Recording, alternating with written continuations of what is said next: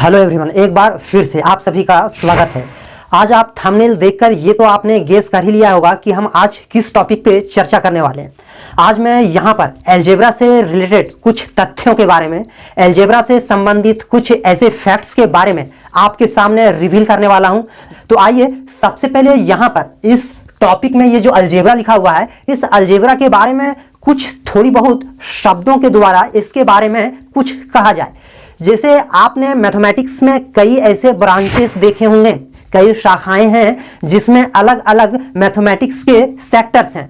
अब यहाँ पर आपको जानना है कि मैथमेटिक्स में जितने भी शाखाएं हैं उन सारी शाखाओं का किंग या तो सम्राट बोला जाए तो अलजेब्रा को ही बोला जाएगा, यानी दूसरे भाषा में या तो यूं सीधी भाषा में बोला जाए तो अलजेब्रा बाकी मैथमेटिक्स के शाखाओं का वो कंट्रोलर है जिसके बिना, यानी इस अलजेब्रा के बिना मैथमेटिक्स के बाकी शाखाओं का क्वेश्चंस को मैनिपुलेट करना, फार्मुलेट करना या तो मैथमेटिशियन द्वारा क्वेश्चंस को स्ट्रक्चराइज करना नामुमकिन है। अब मैं यहां पर आपको बता दूं कि अलजेब्रा में आप किसी भी सिंबल के माध्यम से अगर आप किसी मैथमेटिकल इंडक्शन करते हैं, मैथमेटिक्स के किसी भी क्वेश्चंस को सॉल्व करते हैं, फार्मुलेट करते हैं या फार्मुलेशन करते हैं ओनली फॉर सिंबल्स का उपयोग करके, तो आप उसी स्टडी को अलजेब्रा बोल दीजिए। अब यहां पर अलजेब्रा में कुछ ऐसे टर्म्स हैं, ऐसे टर्मोलॉजी हैं जो हमने यहां पर लिख रखा है, जैसे कांस्टेंट है, वेरिएबल है, लिटरल नंबर या तो न्यूमेरिकल नंबर, और दूसरा कोएफिशिएंट टर्म्स, डिग्री और अलजेब्रिक एक्सप्रेशन। अब यहां पर इन सारे टर्मिनोलॉजी के बारे में एक बेहतर कॉन्सेप्ट अगर हमारे पास हो जाए तो अलजेब्रा को समझना हमारे लिए एक छोटा सा टास्क हो सकता है। पहला टर्म आप देख रहे हैं कांस्टेंट। यदि इस कांस्टेंट को अपने लैंग्वेज में या तो हिंदी भाषा में इसका मीनिंग निकाला जाए तो इसका मतलब होता है स्थिर, यानी किसी भी चीज का जो वैल्यू है वो ना बदलना। यदि आप मैथमेटिक्स पढ़ रहे हो तो आप जब तक लोअर क्लास में हो, यानी कि 4th क्लास, स्टैंडर्ड 3 और 2, तब तक मैथमेटिक्स में हमें सिर्फ नंबरों से खेलने को मौका मिलता है। पर ज्यों ज्यों आप अपने क्लास के स्टैंडर्ड्स को इंक्रीज करते जाइएगा, यानी आप अपने क्लास के स्तर को जैसे पार करते जाइएगा और हायर क्लासेस में जब आप जाते हैं तो आप मैथमेटिक्स में नंबर्स के अलावा आप अदर्स चीजों को भी पाते हैं। जैसे आप अगर 4 और 3 का स्टैंडर्ड्स में जहां 4 × 3 को मल्टीप्लाई कर रहे थे, तो हायर क्लासेस में जाइएगा तो कोई जरूरी नहीं है कि आपको मल्टीप्लिकेशन के लिए सिर्फ नंबर्स ही मिलेंगे। हो सकता है कि आपको x × y भी मिले, हो सकता है कि आपको 4x × z का पावर 2 भी मिले। तो सर यहां पर आपको जानना है कि सर हम इस तरह के प्योर नंबर्स को हमने मल्टीप्लाई किया है, पर ये किस तरह का नंबर है और इसे मल्टीप्लाई करने के लिए क्या क्राइटेरियन है। आइए यहां पे जानते हैं। यदि आप चैनल में नए हैं तो चैनल को सब्सक्राइब करें और वीडियो को अभी तक आपने लाइक नहीं किया है तो इसे थम्स अप करें। यहां पर देखिए, कांस्टेंट का मतलब हमने आपको बताया कि किसी भी वैल्यू का मान ना बदलना, हमेशा उस क्वांटिटी का वैल्यू एक जैसा होना। अगर आप अलजेब्रा की बात करें तो सर अलजेब्रा में 2 तरह के नंबर होते हैं।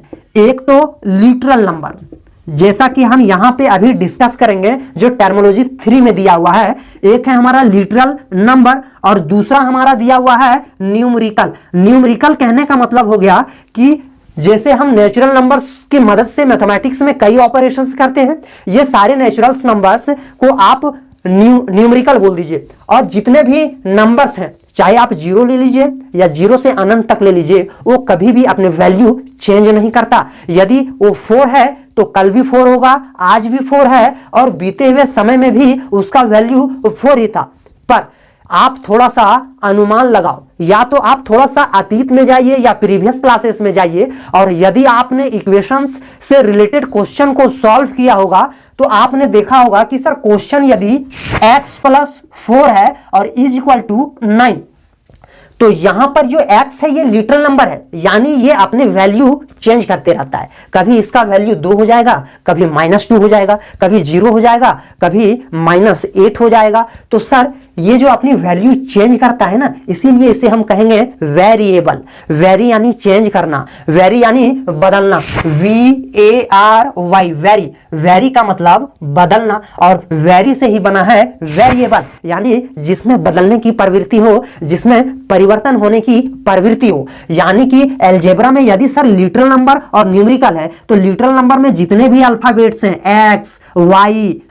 लिटरल नंबर्स में जितने भी नंबर्स हैं, जैसे X, Y, Z, A, B, C, ये सारे लिटरल नंबर्स हैं, और लिटरल नंबर्स को ही वेरिएबल बोलते हैं, क्योंकि ये अपने वैल्यू चेंज करते रहते हैं। अपनी वैल्यू कैसे चेंज करते हैं, आइए देखते हैं। जैसे x + 4 = 9, तो सर यहां पर x का वैल्यू 9 - 4, यानी कि फर्दर जब इसे आप सॉल्व करोगे तो यहां पर x = 5, यानी यहां पर x का मान 5 है, x का यहां स्ट्रेंथ 5 है, x का यहां पे वैल्यू 5 है। पर इसी इक्वेशन को मैं थोड़ा सा मॉडिफाई कर दूं, तो इस मॉडिफिकेशंस के वजह से x का वैल्यू चेंज हो जाएगा। जैसे आप यहां पे देख सकते हैं, यदि मैं x + 7 लिखा और इधर हमने -2 लिख दिया, है तो ये इक्वेशन ही, और ये x ही है, पर इसका वैल्यू देखिए किस तरह चेंज होता है। यदि मैं x यहां पर रखा = -2, +7 को इधर राइट हैंड साइड में लाएंगे तो -7, तो x = -9, तो अब यहां पर x का वैल्यू -9, यहां पे x का वैल्यू 5। अगर इस तरह की प्रोसेस एक रिपीटेशन में हो, इक्वेशंस अलग हो, पर आपका जो वेरिएबल्स में जो चिन्ह है या तो जो लिटरल नंबर है वो सेम है हर जगह, तो इसके वैल्यू चेंज होते रहते हैं, तो ये हो गए वेरिएबल। सादी भाषा में कहें तो जब हम अलजेब्रा में अल्फाबेटिकली किसी भी नंबर्स को डिनोट करते हैं तो वही हमारा वेरिएबल कहलाया, और किसी भी नंबर्स को या किसी भी न्यूमेरिकल्स के चिन्ह को, जैसे 1 2 3 4 5 अनंत तक आप चले जाइए, ये सारे नंबर्स कांस्टेंट कहलाए, क्योंकि ये अपने वैल्यू और अपने स्ट्रेंथ को चेंज नहीं करता।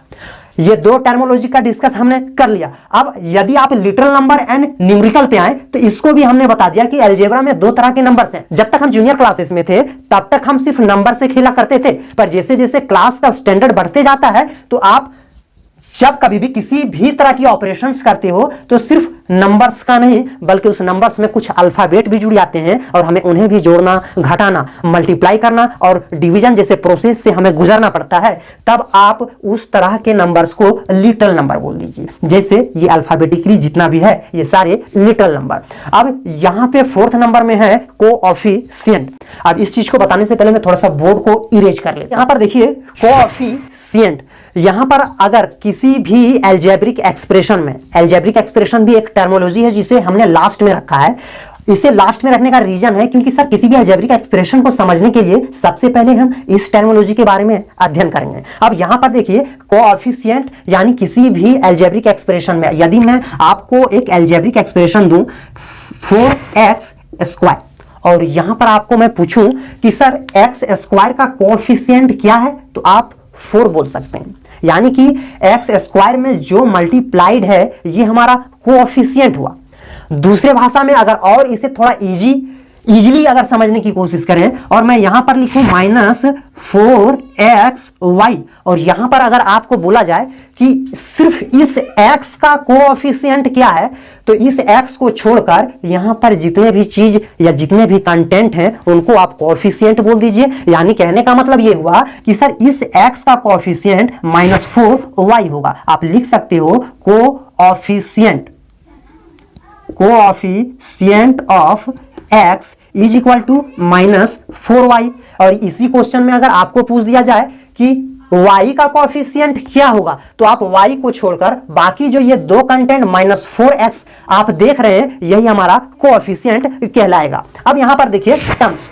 अब कई बार मोबाइल्स में किसी भी व्यक्ति का जब नंबर पूछा जाता है तो हर कोई जानता है कि नंबर्स में टोटल 10 डिजिट होते हैं। यानी कि अगर प्योर नंबर की बात किया जाए तो उन सारे नंबर्स को जो आपने 10 टाइम्स उसको डिजिट के फॉर्म में काउंट किया, क्या सर अलजेब्रिक एक्सप्रेशंस में भी उन सारी चीजों को एक डिजिट फॉर्म में काउंट कर सकते हैं? नो। यहां पर उसी डिजिट को एक टर्म्स नाम दिया। यहां पर आप देख सकते हैं, जैसे हमने यहां पर लिखा 4x² + 7xy + 9। अब यहां पर किस ऑपरेशन का चिन्ह है? प्लस का चिन्ह है। तो यहां पर ये प्लस का चिन्ह, ये प्लस का चिन्ह इन तीनों टर्म्स को सेपरेट कर दे रहा है, यानी अलग अलग कर दे रहा है। तो हम कह सकते हैं कि सर ये एक टर्म हुआ, एक ये टर्म हुआ और ये एक टर्म हुआ, यानी इस अलजेब्रिक एक्सप्रेशन में टोटल 3 टर्म्स हैं। अब टर्म्स के भी कई कैटेगरीज हैं, मोनोमियल, बाइनोमियल, ट्रिनोमियल और क्वाड्रिनोमियल। आपको यहां पर ध्यान देना है कि सर जब भी कोई अलजेब्रिक एक्सप्रेशन में सिर्फ एक टर्म हो, अगर मैं इस तरह लिखूं तो ये सिंगल टर्म कहलाएगा, तब इसे आप मोनोमियल बोल दो। और इसी तरह अगर कोई अलजेब्रिक एक्सप्रेशन लूं और मैं इसे इस तरह लिखूं, अब यहां पर देखिए एक टर्म यहां और एक टर्म यहां, और इन दोनों को सेपरेट करने वाला ऑपरेटर प्लस है, तो हम कह सकते हैं कि सर ये हमारा 2 टर्म का अलजेब्रिक एक्सप्रेशन है। और 2 टर्म का अलजेब्रिक एक्सप्रेशन है तो इसे आप बाइनोमियल नाम दे सकते हैं। अब यहां पर आगे आप देख सकते हैं कि सर यदि मैं यहां पर 3x का पावर 4 प्लस 2x का power cube plus x square और प्लस 3 दे दिया, अब आप कमेंट करके बताइए कि सर इस अलजेब्रिक एक्सप्रेशन में टोटल कितने टर्म्स हैं। अब यहां पर देखिए डिग्री यानी पावर, यदि आप प्योर नंबर्स को अगर आप ऑपरेट कर रहे हो किसी भी तरह की कैलकुलेशन को, तो आप 2 का पावर 4 लिखे तो आप क्या कहते हो कि सर इस 2 का इंडेक्स नंबर 4 है या तो इस 2 का पावर 4 है। पर अलजेब्रा में इसी पावर का नाम डिग्री बोला जाता है पावर ही, सिर्फ नाम दे दिया गया डिग्री। अब यहां पर देखिए जो हमने ये टर्म लिखा है 4x स्क्वायर, तो यहां पर अगर आपको पूछा जाएगा कि इस अलजेब्रिक एक्सप्रेशन का डिग्री क्या है, तो आप कह सकते हो कि इसका डिग्री 2 है, यानी इसका पावर 2 है। एक चीज आपको ध्यान में रखना है कि जब एक से ज्यादा टर्म्स हो तो वहां पर अलग अलग पावर्स होते हैं, तो क्या सर उन सारे अलग अलग पावर्स को हम डिग्री बोल देंगे? नहीं, वहां पर आपको ध्यान देना है कि उस अलजेब्रिक एक्सप्रेशन में जिसका पावर मैक्सिमम होगा आप उसी को degree of that algebraic expression का नाम दे सकते हैं। जैसे अगर हमने यहां पर 3x स्क्वायर प्लस x और प्लस 4 लिखा, तो यहां पर तो